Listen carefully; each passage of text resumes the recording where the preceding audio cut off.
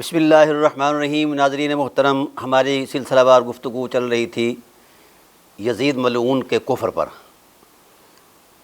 یزید ملعون کا کفر انتہائی سنگین ہے، بلکہ ابو جہل، ابو لہب، عتبہ شیبہ کے کفر سے سنگین ہے، بلکہ فرعون کے کفر سے بھی سنگین ہے، حامان، شداد، نمرود کے کفر سے بھی سنگین ترین ہے۔ یہ الگ بات ہے کہ ہمارے مولوی صاحبان کو، مفتی صاحبان کو نظر نہیں آتا۔ ابھی میں سن رہا تھا جناب قبلہ محترم مفتی منیب الرحمن صاحب، پہلے انہوں نے یزید کو کلین چٹ دی کہ وہ قتل حسین میں شامل نہیں، پھر جس وقت ان کو جواب دیا گیا پھر وہ پریشان ہو گیا۔ اب وضاحتیں دے رہے ہیں اس حوالے سے کہ ہاں یزید فاسق تھا، فلاں تھا، فلاں تھا، مگر کفر کے لیے جو ہے ہم آمادہ نہیں ہیں ان کو کافر کہنے کے لیے۔ ائمہ کا حوالہ بھی دیا، وہ گفتگو آپ کو انشاءاللہ سنائیں گے اس کلپ کے اندر۔ دیکھیے، میں عرض کرتا ہوں، قرآن کریم نے کسی بھی مثلاً ابو جہل، ابو لہب، عتبہ شیبہ کسی کا ٹائٹل کے طور پر نام نہیں لیا، رویے کی صورت میں اعلان کر دیا کہ یہ ایسے ہیں۔ تو اگر کسی مولوی صاحب کو یہ شک ہو کہ یزید کا نام نہیں لیا گیا، تو جس طرح کفار مکہ کے رویوں کے تصور میں قرآن کریم نے ان کی تکفیر کی ہے، اور اسی طرح یزید کا معاملہ ہے۔ یزید کا تو نام رسالت پناہ عالم صلی اللہ علیہ وسلم کی زبان پر بھی آیا ہے۔ بہرحال انشاءاللہ اس کو تفصیل وار گفتگو کریں گے۔ مفتی صاحب قبلہ نے دو باتیں کی ہیں، دو شخصیتوں کو کوڈ کیا ہے، اعلیٰ حضرت علیہ رحمہ کی ذات کو اور مولانا غلام رسول سعیدی صاحب کو۔ انہوں نے جو خلاصہ بیان فرمایا اس کو اپنے نقطہ نظر کے سامنے سپورٹ بنا کے پیش کیا ہے۔ میں مفتی صاحب پر سوال عرض کرتا ہوں، کیا اعلیٰ حضرت علیہ رحمہ ساری اہل سنت کا نام ہے؟ کیا اعلیٰ حضرت علیہ رحمہ کا علم انتہائی علم ہے، اس سے آگے علم کوئی نہیں؟ وفوق کل ذی علم علیم کا قرآنی قاعدہ کدھر گیا ہے؟ ہاں، آئیے تھوڑا سا میں اعلیٰ حضرت علیہ رحمہ کی علمی بصیرت اور فقیہانہ ریاضت کا ایک نقشہ پیش کرتا ہوں۔ قانون یہ ہے کہ جب بھی کوئی شخص شرعی حکم بیان کرے تو اس کے پیچھے دلیل شرعی دے۔ دلائل شرعیہ میں سے کوئی بھی دلیل شرعی، قرآن ہے، حدیث ہے، اور اجماع ہے یا قیاس ہے۔ اعلیٰ حضرت علیہ رحمہ نے جس وقت یزید کے باپ کی حرمت کو بیان کرتے ہوئے یہ فتویٰ دیا کہ جو ان پر طعن کرے یا ان کے مظالم کو بیان کرے تو وہ جہنم کے کتوں میں سے ایک کتا ہے۔ سبحان اللہ۔ اب اگر اعلیٰ حضرت علیہ رحمہ سے یا ان کی جماعت کے لوگوں سے، بریلوی حضرات سے پوچھا جائے کہ اس شرعی حکم کے پیچھے دلیل شرعی کیا ہے، تو یہ دلیل اعلیٰ حضرت علیہ رحمہ کے دامن میں بھی نہیں اور بریلویوں کے دامن میں بھی نہیں۔ اعلیٰ حضرت بطور دلیل جس چیز کو پیش کر رہے ہیں وہ ایک مجہول شاعر کا شعر ہے، جس کو شعری وزن کے طور پر وہ لفظ نہیں مل رہے تھے حاویہ کے مد مقابل ردیف اور کافیہ کی صورت میں، اس شعر کو انہوں نے بطور دلیل شرعی بنایا ہے۔ تو اگر اس طرح کی شان مجددیت ہے تو ہم اسے سلام پیش کرتے ہیں کہ اسے مجدد کہا جاتا ہے جو حکم تو شرعی بیان کر رہا ہے اور دلیل مجہول شاعر کا شعر، اور وہ بھی فرسودہ بلا دلیل شرعی۔ تو اس طرح کا تو کام مفتی صاحب نہیں چلے گا، دلائل پیش کریں اگر ہیں تو، چونکہ آپ کا ٹوٹل سبجیکٹ ہی بلا دلیل ہے، اور آپ چڑھائی کر جاتے ہیں کہ ہم سنی ہیں، اور دوسری طرف چڑھائی کر جاتے ہیں لوگ کہ ہم شیعہ ہیں۔ کون ہوتے ہیں سنی شیعہ؟ ان کی کیا حیثیت ہے؟ کوئی بھی کائنات کا صاحب علم امام ابو حنیفہ علیہ رحمہ سے لے کر اس وقت تک مفتی اعظم پاکستان تک یا اور بڑے اکابرین، کوئی بھی بڑے سے بڑا عالم، فقی، مجدد، مجتہد دلیل شرعی کی حیثیت نہیں رکھتا، تمام کے تمام دلائل شرعیہ کے محتاج ہیں۔ اب آپ نے اگر یزید کو کلین چٹ دینی ہے تو دلیل شرعیہ کی روشنی میں دیں۔ یہ کیا ہوا کہ فلاں امام نے یہ کہا، فلاں کہا، فلاں کہا؟ نہیں بھائی، اب وہ وقت گزر گیا ہے، اب قرآن کا دور آ گیا ہے، رسول اللہ صلی اللہ علیہ وسلم کی احادیث کا دور آ گیا ہے، دنیا ٹیلی کمیونیکیٹ ہو چکی ہے، ہر چیز ایک تشت پر سجی ہوئی نظر آتی ہے ہر ایک کو۔ آپ بھی یہ چیزیں دیکھا کریں مفتی صاحب، اور آپ نے جو کلین چٹ دیا ہے کہ اس کی تکفیر ہم نہیں کریں گے، اور بھی مفتی صاحبان کر رہے اور کہہ رہے کہ ہم ان کو کافر نہیں کہتے، ہمارے امام نے نہیں کہا۔ یہ تو پہلی بات تو یہ ہے کہ امام ابو حنیفہ علیہ رحمۃ پر یہ صریح جھوٹ ہے کہ انہوں نے تکفیر نہیں کی۔ تاہم یہ طے ہے کہ عقائد کی دنیا میں، عقائد کے تصورات میں تقلید ہے ہی نہیں۔ میں بھی حنفی ہوں لیکن اندھا حنفی نہیں ہوں، امام ابو حنیفہ علیہ رحمہ کے منہج کو سامنے رکھتا ہوں۔ انہوں نے کہا کہ اخذت بکتاب اللہ ثم فبسنت رسول اللہ، تو بحمد اللہ تعالیٰ میں کفر یزید کو قرآن کریم کی روشن آیات سے پیش کر رہا ہوں، اس کے رویوں کی مذمت کی عظمت حوالے سے۔ تو اب ہم انشاءاللہ العزیز بیان کریں گے جناب والا قرآن کریم کی روشن آیات سے۔ جب قرآن مکمل ہو جائے گا پھر اس کے بعد ہم حدیث رسول سے اس کا کفر پیش کریں گے، تو آپ اس کا ایمان پیش کریں، ان کے ایمان پر دلیل پیش کریں۔ کائنات کا کوئی بریلوی مولوی یزید کے ایمان پر کوئی دلیل لے آئے، باوثوق دلیل، کوئی دلیل نہیں ہے کسی کے پاس۔ اور جس کے ایمان پر کوئی دلیل کوئی نہیں ہے، ابو طالب علیہ السلام کے ایمان پر تو دلیلیں مانگتے ہو نا، ہمارا مطالبہ ہے یزید کے ایمان پر دلیل دو کہ پیدا کہاں ہوا؟ عیسائیوں کے گھر، پلا کہاں؟ عیسائیوں کے گھر، تربیت کہاں سے پائی؟ عیسائیوں کے گھر۔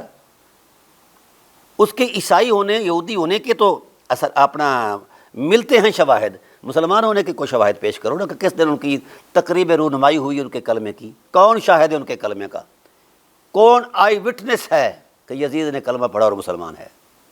صحابی کا بیٹا ہونا یہ کوئی معیار ہے؟ نبی کا بیٹا کنعان بن نوح اگر وہ کافر ہو سکتا ہے تو یہ کیا ہے؟ بہرحال عرض یہ کرنا چاہتا ہوں کہ انصاف کا دامن، انصاف نہیں ہے میرے بریلوی بھائیوں کے اندر۔ اب اسی فتوے پر آ جائیں کہ یزید کے باپ کے مظالم کو کوئی بیان کرے تو وہ ہے جہنم کے کتوں میں کتا۔ جانتے ہیں کتنے لوگوں کو اعلیٰ حضرت کے فتوے نے کتا بنایا ہے؟ کتنے اصحاب رسول کو بنایا ہے، کتنے تابعین کو بنایا ہے جہنم کا کتا، کتنا ائمہ مجتہدین کو بنایا ہے، کتنا محدثین کو بنایا ہے، کتنا مورخین کو بنایا ہے، کتنا سیر نگاروں کو بنایا ہے۔ لاکھوں کی تعداد ایسے ہیں جو اعلیٰ حضرت علیہ رحمہ کے اس فتوے کے مطابق وہ جہنم کے کتے ہیں، کیونکہ ہر ایک نے یزید کے باپ کے مظالم کو بیان کر کے اس کا ابطال کیا ہے۔ یہ کسی کو نظر نہیں آتا۔ اعلیٰ حضرت علیہ رحمہ سے میری الحمدللہ قلبی روحانی ایک عقیدت ہے، لیکن اس کا یہ مطلب نہیں کہ میں دینی حرمتوں کو اعلیٰ حضرت کی عقیدت میں پامال کرتا رہوں۔ یہ کون سا دینی معیار ہے؟ تاہم کبھی کسی بریلوی کو یہ غیرت آئی کہ ایک فتویٰ یہ بھی لگا دیں کہ جس نے علی کی توہین کی ہے، جس نے رسول کی توہین کی ہے، وہ بھی جہنم کے کتوں میں کتا ہے یا خنزیر ہے؟ کسی بریلوی کو غیرت نہیں آئی اور نہ کبھی آئے گی۔ یہ چڑھ دوڑتے ہیں، کبھی فلاں دیوبندی کافر ہے، فلاں کافر ہے، فلاں کافر ہے، اور یہاں یزید کے باپ کے مظالم کو بیان کرنے پر جہنم کا کتا بنا دیا گیا ہے۔ تو آئیے قرآن پڑھیں۔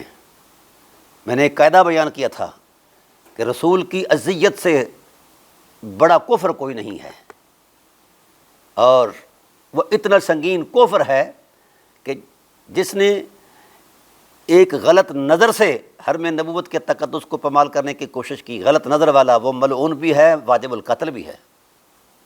تو ادھر فتوے کدھر گئے ہیں؟ ایک طرف تو اعلیٰ حضرت یہ کہتے ہیں کہ جو عالم کو اویلم کہہ دے وہ کافر ہو جاتا ہے۔ بھئی واہ واہ واہ، اپنی علمی حمیت کو سامنے رکھنے کے لیے اگر اس کو ان کے علم کے خلاف یا کسی بھی عالم کی کو اویلم کہہ دیا جائے تو بندہ کافر ہو جاتا ہے۔ تو جس نے بظاہر رسول کی حرمت کو پامال کیا ہے وہ کافر نہیں ہے اعلیٰ حضرت کے نزدیک، نہ اعلیٰ حضرتیوں کے نزدیک۔ اور جس نے رسول اللہ صلی اللہ علیہ وسلم کے جگر گوشوں کو پارا پارا کیا ہے، توہین کی ہے۔ اور اگر معاویہ عصمت میں بھی ہی صحیح، تو بولیے معاویہ کو کبھی قرآن کریم کی روشنی میں دیکھا ہے؟ نہیں۔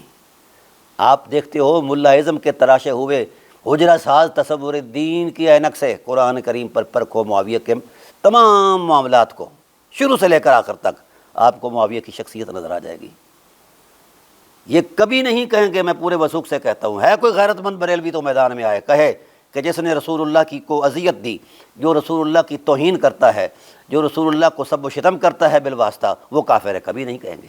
نالین کو نویل کہنے والا، یعنی جوتی کو جتڑی کہنے والا وہ مرتد ہے، واجب القتل ہے۔ نالین ایک ضرورت کی چیز ہے، بدلتا ہی رہتا ہے بندہ، تو کیا حسنین کو بھی بدلا جا سکتا ہے، یا حسنین کی ماں کی حرمت کو بھی بدلا جا سکتا ہے، حسنین کے بابا کو بھی کی حرمت کو بھی بدلا جا سکتا ہے؟ جو نفس رسول ہے، گویا اسی لیے حضور نے فرمایا من سب علی فقط سبانی، جس نے علی کو گالی دی اس نے میری ذات کو گالی دی ہے، اور جس نے میری ذات کو گالی دی ہے فقط سب اللہ، اس نے خدا کی ذات کو گالی دی ہے، اور جو خدا کو گالی دیتا ہے وہ براہ راست جہنمی ہے۔ یہ ہے مفتی صاحب دلیل شرعی۔ آپ اعلیٰ حضرت کو درمیان میں معیار بنا کر لیا ہے، مولوی غلام رسول صاحب کو جناب اللہ درمیان میں معیار بنا کر لیا ہے۔ قرآن کی آیت پیش کرو، رسول کا فرمان پیش کرو اس کی صفائی میں، یزید کی صفائی میں یا یزید کے باپ کی صفائی میں، اگر غیرت نام کی کوئی شے ہے۔ تو یہاں میں یہ دکھا رہا ہوں چہرہ جس کو کہتے ہیں کہ ہم اہل سنت ہیں۔ یہ اہل سنت کی بہت بڑی قداور شخصیت ہیں۔ مولانا عبدالعزیز پرہاروی مرحوم، یہ ان کی کتاب ہے الناہیہ عن مطاعن امیر المؤمنین معاویہ۔ سب سے پہلی شرمناک بات تو یہ ہے کہ امیر المؤمنین اس شخص کو کہہ رہے ہو جس نے کل ایمان کی عظمت پر، عزت پر حملہ کیا ہے، اس کو امیر المؤمنین کہتے ہوئے شرم آنی چاہیے۔ سب سے پہلا توہین رسالت کا ارتکاب کرنے والا یزید کا باپ معاویہ ابن ابی سفیان ہے۔ سب سے پہلے توہین رسالت کرنے والا، سب سے پہلے، یہ پورے وثوق سے کہہ رہا ہوں، کیونکہ رسول اللہ صلی اللہ علیہ وسلم نے اہل بیت کی توہین کو اپنی توہین کہا ہے، اور رسول کی توہین کرنے والا آپ جانتے ہیں وہ کون ہے۔ لیکن آپ کبھی یہ فتویٰ نہیں دیں گے کیونکہ آپ کی غیرت بھی مر چکی ہے، ضمیر تو ویسے ہی مردہ ہے۔ جس دن سے مفتی صاحب چاند گاڑی سے گرے ہیں اس دن سے آپ کی ہر شے ہل گئی ہے، ایمان بھی ختم ہو گیا ہے۔ وہ خدا کا خوف کرو، صفائیاں دیتے ہو، لوگوں کو پاگل بناتے ہو۔ اہل سنت صرف تمہارا نام ہے اور چند مولویوں کا نام ہے، وہ ایک آفاقی حجم ہے۔ ہم ہزاروں اہل سنت کے علماء اور اکابر ایسے پیش کر سکتے ہیں، احناف سے پیش کر سکتے ہیں کہ جو تکفیر کے قائل ہیں۔ کیوں نہیں آپ انصاف کی دنیا میں بات کرتے اور اپنے ایمان کو بچاتے؟ اب تو آپ قبر کے دہانے پر پہنچے ہوئے ہیں، آپ کو تو رحم آنا چاہیے آپ کی ذات پر، لیکن نہیں آ رہا۔ بہرحال یہ میں عرض کر رہا ہوں، یہ علم کلام کے بھی ماہر ہیں اور ان کی بات کو بطور اتھارٹی پیش کی جاتا ہے۔ جب ان سے سوال ہوا کہ معاویہ وہ ہے گالیاں نکالتا ہے، سب و شتم کرتا ہے کس کو؟ کل ایمان مولا کائنات کو، تو انہوں نے کہا کوئی بات نہیں، وہ مجتہد ہے۔ یہ ہے، میں عبارت پڑھ کے دیتا ہوں، وہ حدیث مسلم پر تبصرہ کرتے ہوئے کہتے ہیں بل جواب ذکر فی شرح المسلم، صحیح مسلم، یجب تعویلہ، معاویہ کی اس بات پر تعویل واجب ہے۔ لا حول ولا قوۃ الا باللہ۔ یہ کون سا قاعدہ ہے کہ نص صریح کی بھی تعویل ہوتی ہے؟ جہاں ازدحام معانی ہو تعویل وہاں ہے، قاعدہ یہ ہے، نص صریح کی تعویل نہیں ہوا کرتی۔ اما بأن المراد بالسب اظہار خطا، ہاں خطا تو ہے لیکن خطا اجتہادی ہے۔ شرم سے ڈوب مرنا چاہیے بریلویت کو، پر شرم نام کی شے کوئی نہیں ان کے اندر۔ رسول کو گالی دینا بھی خطا اجتہادی ہے، ایک ثواب ملتا ہے۔ یہ ہے بریلویت کو خدا کے غضب سے ڈر جاؤ یار۔ یہ ہے بریلویت کہ رسول کی ذات کو گالی دینے سے بندہ مجتہد بن جاتا ہے۔ بڑا آسان نسخہ بتایا بریلویوں نے کہ رسول کو گالی دو مجتہد بن جاؤ، پگڑی باندھ لو جناب مجتہد ہونے کی۔ خدا کا خوف کرو، کیوں رسول اللہ کی ذات کا جو پیار اور محبت کا زمزمہ ہے اس کو بدنام کرتے ہو؟ تمہیں غیرت نہیں آتی؟ شرم سے ڈوب نہیں مرتے تم؟ رسول کو گالی دینے والا، کیونکہ رسول نے علی کو گالی دینے کو اپنی ذات پر گالی کہا ہے نا۔ اور کتنے اصحاب کی میں نے گواہی پیش کر دی ہے کہ انہوں نے اپنی آنکھوں سے دیکھا کہ معاویہ خود گالیاں دیتا تھا، لوگوں سے دلواتا تھا، جو گالی نہیں دیتا تھا اس کا مواخذہ کرتا تھا، اور معاویہ کا استقبال جناب مولا کائنات پر لعن طعن اور گالی سے ہوا کرتا تھا۔ اور پھر حیرت اس بات پر ہے کہ جب مولا کائنات فوت ہو گئے تو کسی نے جا کر کہا کہ خدا کے بندے اب تو بس کر دے، اب تو بس کر دے، علی کو گالیاں دینا بند کر دے، کہ رسول پاک کی حدیث ہے کہ جو مرے ہوئے کو برے لفظوں سے یاد نہ کرو، اب تو وہ فوت ہو گئے ہیں یار، جان چھوڑ دے۔ تو معاویہ نے جو کہا جانتے ہیں آپ لوگ؟ کہا میں چاہتا ہوں کہ میں ہرگز اس عمل کو نہ رکوں نہ روکوں۔ میں یہ چاہتا ہوں کہ یہ نسل جو اس وقت جوان ہے وہ اسی عمل میں بوڑھی ہو، علی کو گالیاں نکالتے ہوئے، سب و شتم کرتے ہوئے، ان پر بکواس کرتے ہوئے یہ بوڑھی ہو، اور اگلے جو بچے، اگلی نسل آ رہی ہے وہ اسی پر اثر نو جوان ہو۔ یہ ہے مفتی صاحب خال المومنون، خال المومنین، آپ کے ماموں جان کا وتیرہ اور طرز عمل، طرز ذوق۔ حدیث سعد بن ابی وقاص کی تو تعویلیں کرتے ہو، نووی نے تعویل کی ہے، فلامی تعویل کرتا ہے، علامی تعویل کرتا ہے، تو ان کی تعویلیں جو اصحابہ کرام کی آئی وٹنس چیزیں ہیں، چشمدید گواہیاں ہیں، ان کی تعویل کیا کرو گے بھائی؟ شرمناک بات ہے۔ پر شرم کا احساس اسے دلایا جاتا ہے جس کے خمیر میں شرم ہو۔ میں ایسی باتیں کرنا پسند نہیں کرتا، لیکن ایمان بھی کچھ چیز ہے یار، خدا کا خوف کرو۔ اب آئیے ہم یزید کے باپ کی بابت تو آپ کو عرض کر چکے ہیں، چونکہ ہم وہ بیان کر رہے ہیں۔ دراصل میرے بریلوی بھائی یہ کیوں نہیں کہتے؟ اس لیے نہیں کہتے کہ یہ اس وقت A to Z ٹائٹل پر یہ اموی دین پر چل رہے ہیں، نبوی دین ان کے پاس نہیں ہے۔ جھوٹ بولتے ہیں، رسول اللہ صلی اللہ علیہ وسلم کا نام لیتے ہوئے جھوٹ بولتے ہیں، اور رسول اللہ صلی اللہ علیہ وسلم کی آل کا نام لیتے ہوئے جھوٹ بولتے ہیں۔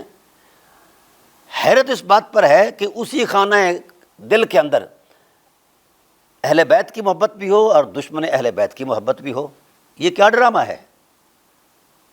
اب امت تمہارے دھوکے میں آنے والے نہیں مولویوں، امت بیدار ہو چکی ہے، اور تمہیں سر راہ پکڑ کر تمہارے گریبان سے پکڑ کر پوچھیں گے بتاؤ حق کیا ہے؟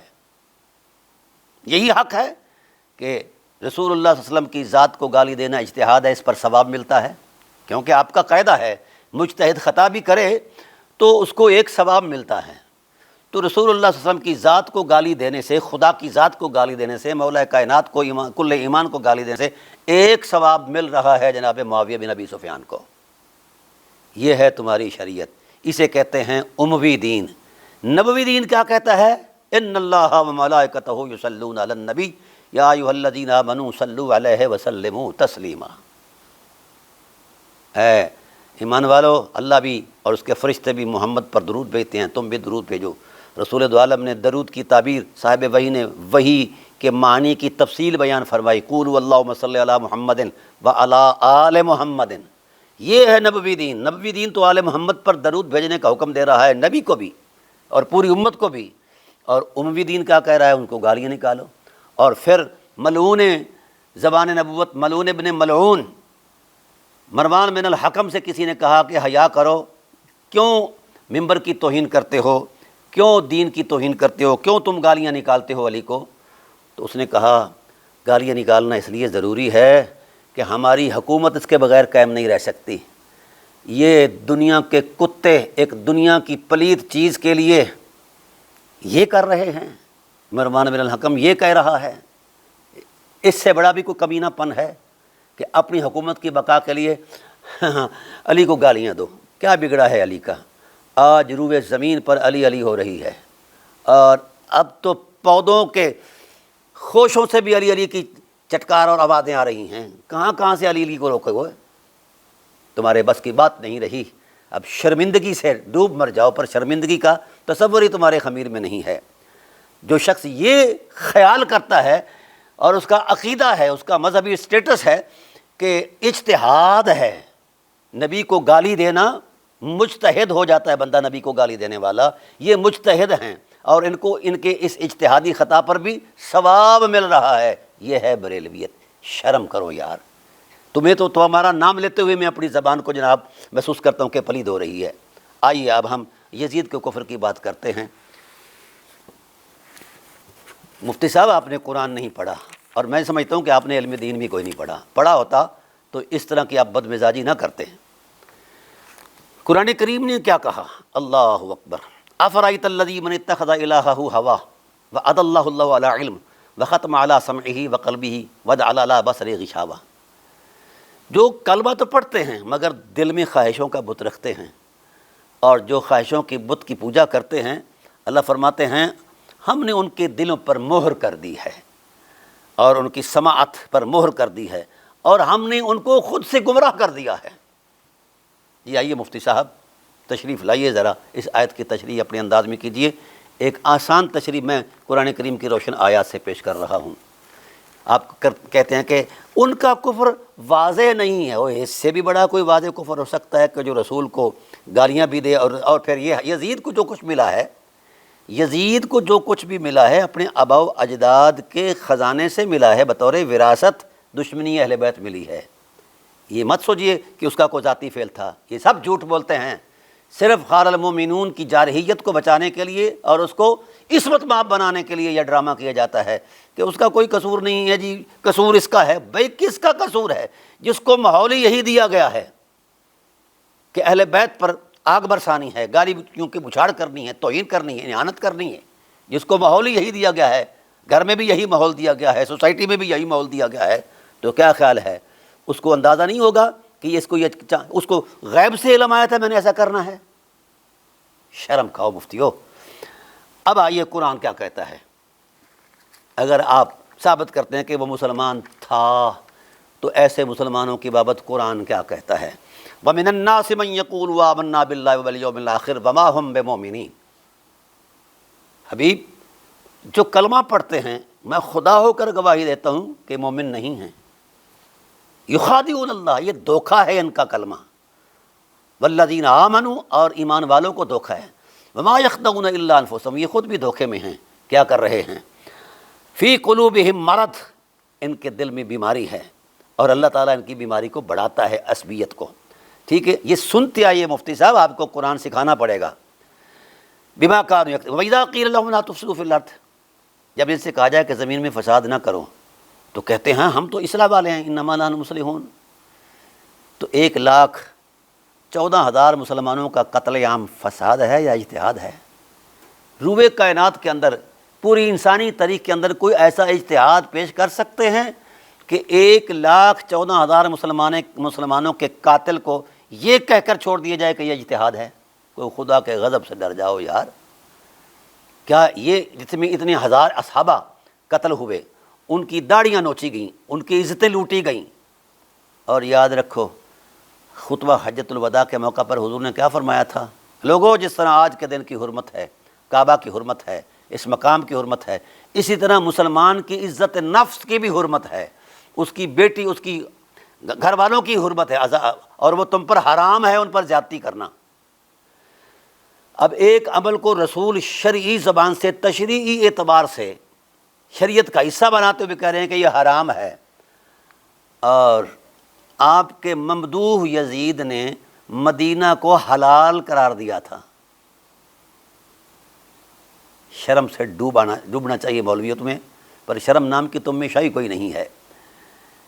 جس کو رسول حرام قرار دیں اس کو ان بریلویوں کے مامو جان اور مامو زاد حلال کر رہے ہیں۔ یزید نے کیا حلال نہیں کیا؟ کیا حلال کیا؟ سنو اب کیا کیا حلال کیا کہ 3 دن مباح ہے مدینہ تم پر، بھائی جو مرضی کرو۔ 10,000 اصحاب رسول قتل کیے گئے۔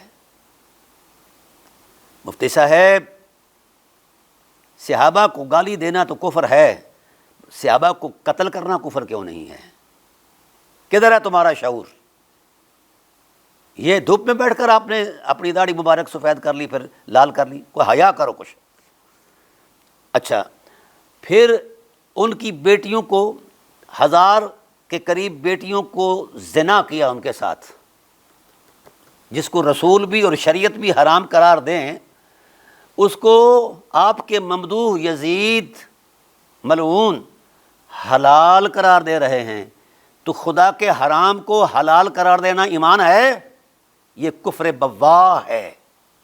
ہم سمجھائیں گے آپ کو کفر بواح کیا ہوتا ہے۔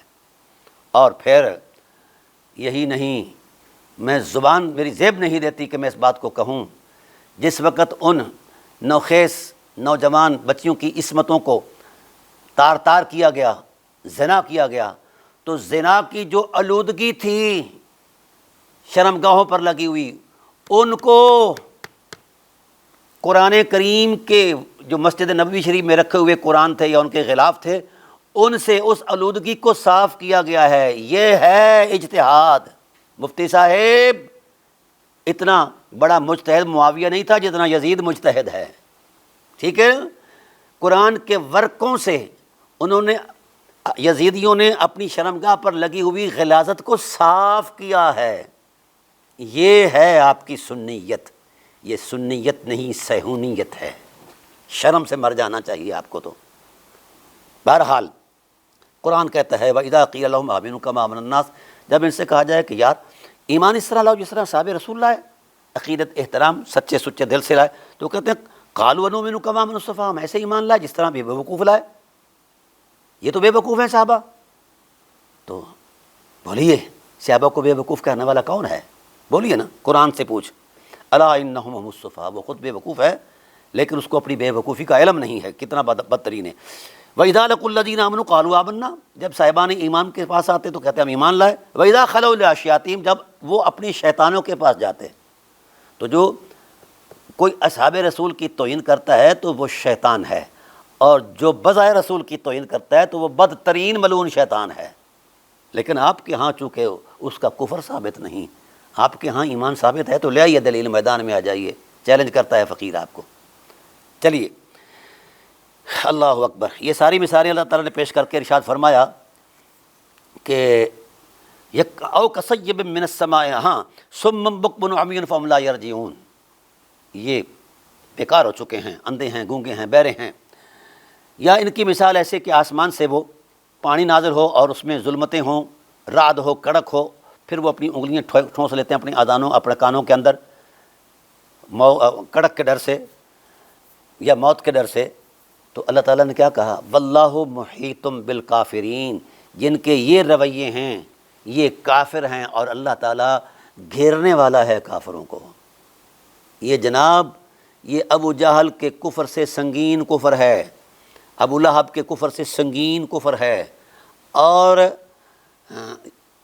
عتبہ شیبہ فرعون حمان نمرود کے کفر سے بدترین سنگین کفر ہے۔ میں نے آج آغاز کر دیا ہے، مفتی صاحب آپ میدان میں رہیے گا اور بیٹھ جائیے، یہ فورم موجود ہے، میں انشاءاللہ ایک برخوردار کی حیثیت سے آپ سے گفتگو کروں گا۔ آج تو میں تلخ باتیں کر گیا کہ آپ کو ذرا خیال نہیں آیا کیا کہہ رہے ہیں، قرآن کریم کی روشن آیات کا انکار کر دیا آپ نے۔ تو بہرحال یزید کا کفر بواح واضح ہے، اس سے بڑا کفر اور کوئی نہیں ہو سکتا۔ یہ جو کفار جن کی مذمت قرآن میں آئی ہے، نمرود، فرعون، حامان، شداد وغیرہ، یہ تو کلمہ کا انکار کرتے تھے، تو یہ کلمہ پڑھ کے کفر کر رہے ہیں، ان کا سنگین کفر اس لیے ہے۔ میں انشاءاللہ قرآن کریم کی روشن آیات سے پیش کروں گا۔ آج میں نے پہلے پارے کا آغاز کر دیا ہے، پورا قرآن پاک پیش کروں گا یزید کے کفر بواح پر۔ آپ میدان میں رہیے گا انشاءاللہ العزیز، لیکن مجھے کچھ حیا لحاظ بھی تو ہے، لیکن اس کا مطلب یہ نہیں کہ آپ حرمت پامال کرتے جائیں اور صفائیاں دیتے جائیں اور ہم بات بھی نہ کریں، نہیں۔ تحقیق کی دنیا میں اب گنجائش نہیں رہی۔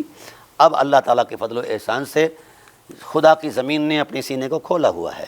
اب ہر شخص جو ہے ذی شعور ہے، کوئی اعلیٰ حضرت ہو یا ادنیٰ حضرت ہو، جس وقت وہ مزاج رسول اور حرمت دین کے خلاف بات کریں گے تو پھر ان کا تجزیہ کیا جا سکتا ہے اور کرنا بھی چاہیے، لیکن میں ادب و احترام کے دائرے میں یہ چیزیں انشاءاللہ العزیز آپ کو پیش کروں گا۔